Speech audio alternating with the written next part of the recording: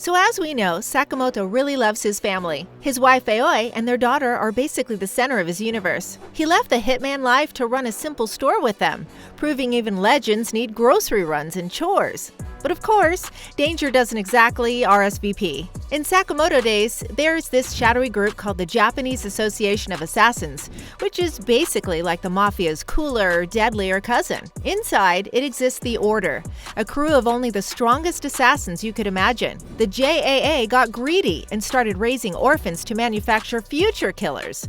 Because apparently, why just recruit when you can play villainous Pokemon? One orphan escaped, broke everyone out, and swore revenge on the whole association. That kid was Kei Uzuki, also known as Slur or X, who's basically a one-person apocalypse with insane stats, skills, and abilities. And while Sakamoto can usually handle his opponents, Uzuki might just be the one he can't beat. Oops. So, as you guys can tell from the title of this video, we're getting into a breakdown of his stats, skills, and abilities to give you a sense of how strong he is in the world of Sakamoto days, and what he can do to Sakamoto. When you look at Uzuki's raw power, it's immediately clear why fans put him in the same tier as the heavy hitters of the series. He has pulled off feats that only the strongest characters are usually capable of. For example, Uzuki demonstrates his destructive skill when he slices through reinforced structures with precision, showing he can shred concrete-like material using only his weapons. He's also shown accuracy so sharp that he's cut off body parts with ease, sometimes even doing this with just a small knife, making the accomplishment stand out even more than if he were wielding some oversized weapon. The official fan book even places Uzuki's physical abilities at the top level, ranking him alongside characters like Sakamoto and Nagumo. So it's safe to say that when it comes to sheer strength, he's right up there with the very best. And it makes sense, because throughout the series, he consistently performs feats that only the strongest can pull off. Uzuki isn't just strong, he's incredibly fast. When we're first introduced to him in Chapter 2 of Sakamoto Days, he blitzes past the heroes left and right, with none able to land a hit until Sakamoto taps into his killing intent. The first impression alone shows how overwhelming his speed is. Later, he moves quickly enough to grab Gaku out of the way of Takamura's deadly slashes. His fight with Sakamoto also showcases his precision, while attacking with his whip blade. Uzuki deflects bullets by manipulating the weapon mid-action. This combination of speed and control makes him one of the deadliest characters in the series.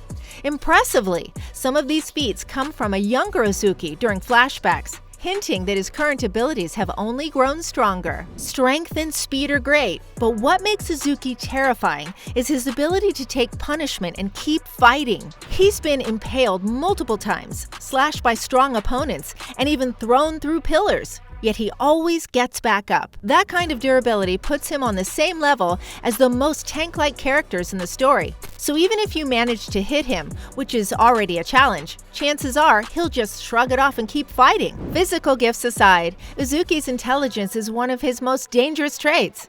He's not just about brute force. He studies his opponents and finds their weaknesses. For example, Uzuki points out that Gaku moves in linear patterns, making his movements predictable when others struggle to keep up with Gaku's speed. During his battle with Takamura, Uzuki recognizes Takamura's bloodlust-driven killing style and adapts his strategy to focus on immobilization instead of direct combat. This tactical adjustment allows Uzuki to restrain someone nearly unstoppable for a brief time. His ability to analyze and adapt on the fly makes him one of the smartest and most dangerous fighters in the series. Uzuki wields a whip blade, and his mastery of it is nothing short of incredible. This weapon allows him to fight at both close and long range, making him versatile in combat. He uses it in ways that let him attack and defend simultaneously, which is rare for any character. One of the most unique and frightening aspects of Uzuki is his identity disorder, which gives him access to the abilities and fighting styles of two other personalities, Takamura and Ryan. Takamura is easily one of the strongest characters in the entire series, and the fact that Uzuki can channel his power makes him a nightmare opponent. Takamura's strength is so overwhelming that Nagumo himself once said the only person who could beat Takamura was Takamura. The catch here is that Uzuki doesn't have full control over this personality, and when Takamura takes over, he lashes out at allies just as easily as enemies. Rian's killing path ability deserves its own spotlight.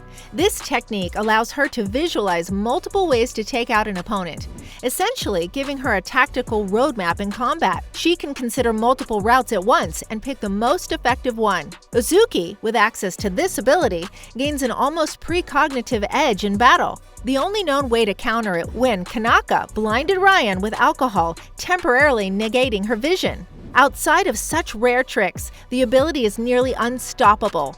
With this in Uzuki's arsenal, his tactical game becomes even scarier. Uzuki's story is packed with memorable battles that highlight his growth and strength.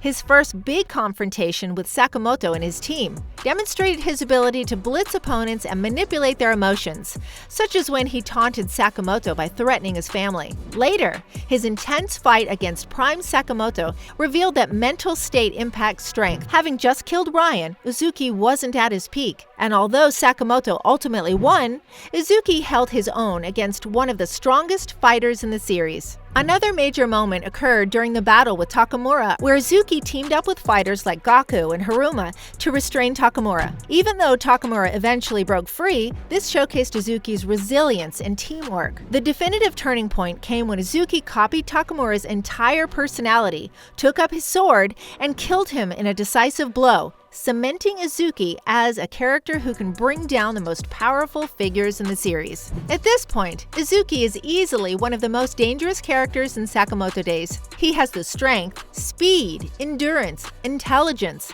and weapons to overwhelm most opponents. Add in the personalities of Takamura and Rian, and his potential reaches insane heights. Nobody from Sakamoto's team could beat him alone.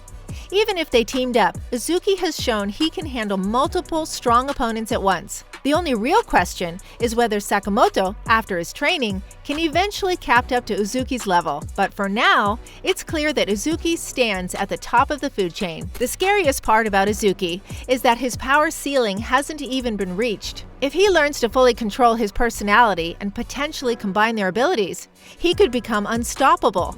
Imagine the raw power of Takamura combined with the strategic foresight of Rian, all within one fighter. That's not just dangerous, it's game-breaking. This potential is exactly why Uzuki deserves his spot as the main antagonist of the series. He's not just another strong fighter. He represents the ultimate test for every other character. His mix of strength, speed, intelligence, weapon mastery, and psychological complexity makes him one of the most compelling villains in modern manga. So, when you break it all down, Uzuki isn't just powerful, he's terrifying. His abilities make him a force of nature, and his unstoppable identity disorder means he's unpredictable too. No one in the series, aside from Takamura at his peak, comes close. And if Uzuki ever learns to combine everything he has at his disposal, even Takamura himself couldn't stand a chance. To give you guys concrete example, take the confrontation between Sakamoto and Takamura. The situation immediately throws everyone into chaos, and there's a lot of uncertainty about what to do with Uzuki. That's when Takamura steps in, taking matters into his own hands and confronting the trio head-on. By chapter number 164, aptly named Takamura, the stakes skyrocket. Takamura quickly neutralizes both Uzuki and Nagumo, leaving Sakamoto to face the powerhouse alone. The fight makes it look increasingly likely that Sakamoto might face his first true defeat. He has to think strategically, finding a way to survive, get out of the museum, protect others, and plan a counterattack against JAA alongside allies like Slur. Well, that's it for today. Let me know what you think in the comments below.